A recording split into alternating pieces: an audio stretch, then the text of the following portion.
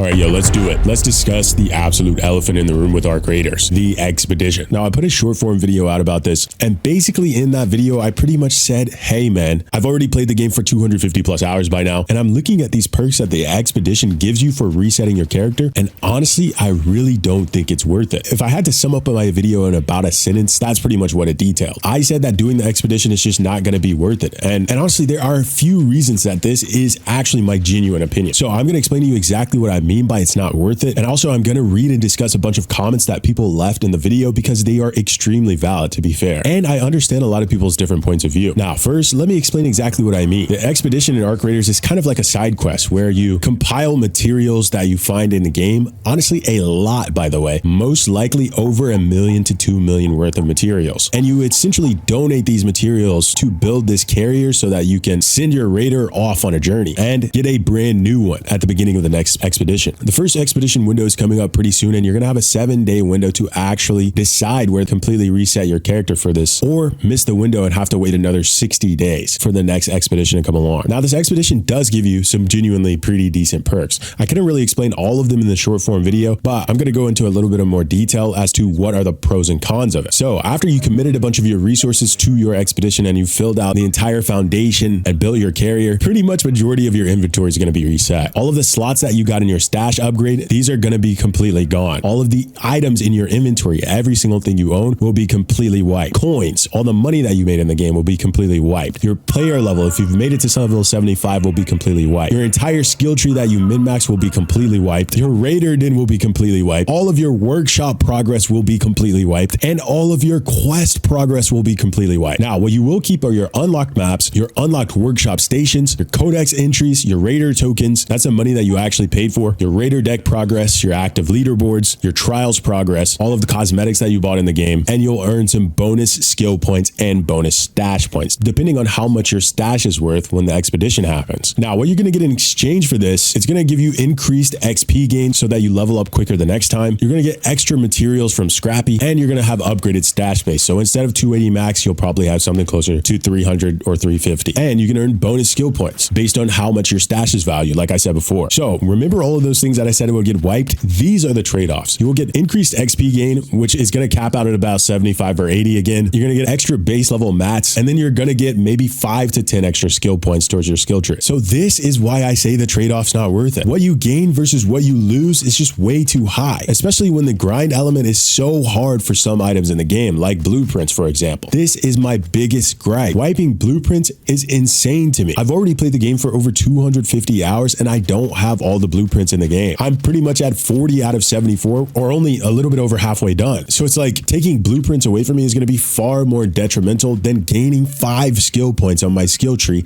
and a couple of increased XP gain, which is going to just cap out at 80 and be completely useless again once you max out your inventory. Sure, being able to have a couple more stash slots is going to be very convenient, yes, but will it be worth not having a Tempest or defibrillator blueprint?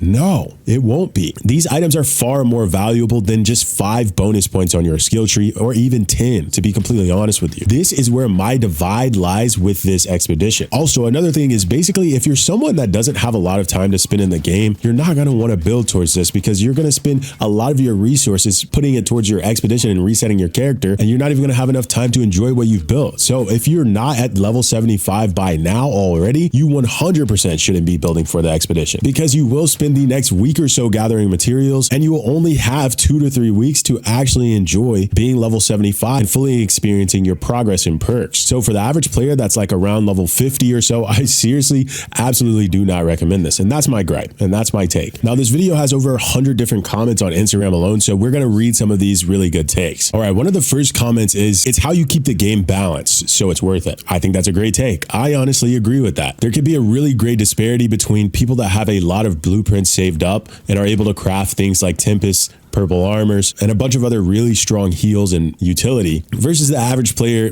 versus the newer player who's just starting out. 100% understand that. I can definitely see this as a way of balancing the game for the future. So I do understand and agree with that. Now, something that one of my friends said on TikTok was, they pretty much said that expedition, currently, yes, the expedition is not going to be worth it, but as you progress and do more and more expeditions, the value is going to increase because you go from 5 to 10 to 15 to 25 to 100 extra skill points or whatever, and maybe maybe even 50 to 100 to 150 additional stash slots, which is something that really far down the future honestly does make a lot of sense. I can see that for sure. Stacking up expedition points over the next year or so could potentially outweigh the current value of resetting your characters. I do like this take. Looking towards the future, that makes a lot of sense. Somebody else said, what's the point of just keeping everything forever? The grind is the point of the game. Something that I feel like some people don't realize about this game is you can just go in. You don't really need an objective to play this game and enjoy it. You can load into a game and things will happen to you. You will run into raiders. You will have an adventure. You will have to fight arcs off. You will have to extract. That's one of the glorious things about this game. You don't necessarily have to have an objective. If you play games only with an objective or a quest in mind, I understand. You're going to need something to do. You're going to need something to occupy your time, your mind. But I think a lot of people can play this game with no objective in mind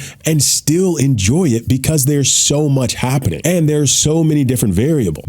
The robots don't even follow beaten paths. They're smart. They can learn to interact with the environment and navigate their map and chase you into random positions. The players are going to be different almost every single time you load into the game. So you're going to have different interactions. The loot is going to be different. You're going to find different items in different areas of the map. There are a ton of things that you can do even if you go into this game without a specific objective. But I do understand wanting something to grind for and wanting something to look forward to. Another guy also said, I absolutely ruined my skill tree of the first run, so I'm using the expedition to have a second chance to build a better skill tree. This, I think, is the perfect example of what you should be doing, of who should be doing the expedition. Obviously, people with a ton of time on their hands to pour into the game can do it, but I feel like if you messed up on your skill tree on the first time around, also a lot of people build for security breach, which isn't strong anymore, myself included. I feel like if you really want to get this perfect the second time around, this is what the expedition kind of seems like it's more for. So I definitely understand that. That's 100% understandable. Now, another guy said, no RPG needs a wipe. Thank God this one doesn't force it on its user. I'm agree. And this is how I feel. I don't want to wipe in the game. Even as a content creator, even as someone who's played the game a ton, I don't want to wipe in the game because I want to build the blueprints and I want it to be easier to play the game so that I can focus more on creating content and helping you guys understand how to play the game better. Now, a lot of people are saying in the comments that they want the extra skill points, or honestly in it for the grind plus extra XP and respect skills. Some people are saying you will level up quicker and get access to new resources. They'll get the blueprints back easily, so they're packed up and ready to go. So all in all, obviously it's up to you and it's up to your decisions. Completely your choice. Play the game absolutely however you want. That's not what I'm making this video for. I'm just making this video as someone who is pretty far into the game, pretty deep into the game with a lot of hours sunk so far. I'm just trying to give people a little bit of insight on what are the pros and cons of actually doing this and where I think the benefits lie. So basically, at the end of the day, for someone like me who's found some really good blueprints, I'm not wiping those again. I'm not taking my chances. I got lucky once. Obviously, I don't really think that I'll get very lucky again within the next 60 days. I'm going to be honest with you. I don't think I'm finding a Tempest blueprint that easily again. I would much rather spend the next 60 days playing with the Tempest and using the Tempest and using these defibs than spend the next 60 days